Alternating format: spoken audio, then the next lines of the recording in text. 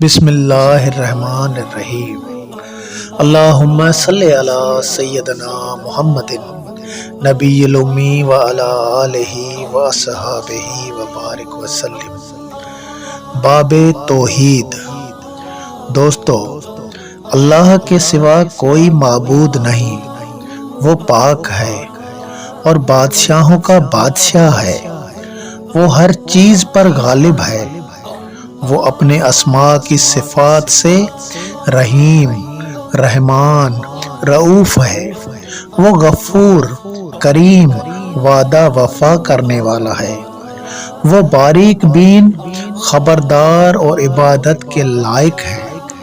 ہماری ساری عبادتیں، سجدے اور رکوع فقط اس کے لیے ہی ہیں۔ وہ کارساز، نگہبان اور ہمیشہ قائم و دائم رہنے والا ہے، وہ مارنے اور زندہ کرنے والا ہے۔ ساری کائنات اس کی تخلیق ہے، وہ اپنی صفات میں ایک ہے، اس کا کوئی شریک نہیں ہے، وہ بخشنے والا مہربان ہے، وہ اول اور آخر رہنے والا ہے، وہ ظاہر اور باطن میں ہے، وہ سب حاجتوں کو پورا کرنے والا ہے، وہ رب عرش العظیم ہے، وہ ربی الاعلی اور سننے اور دیکھنے والا ہے۔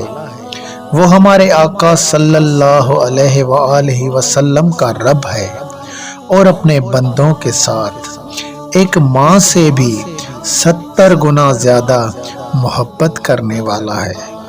بس ہم اس کے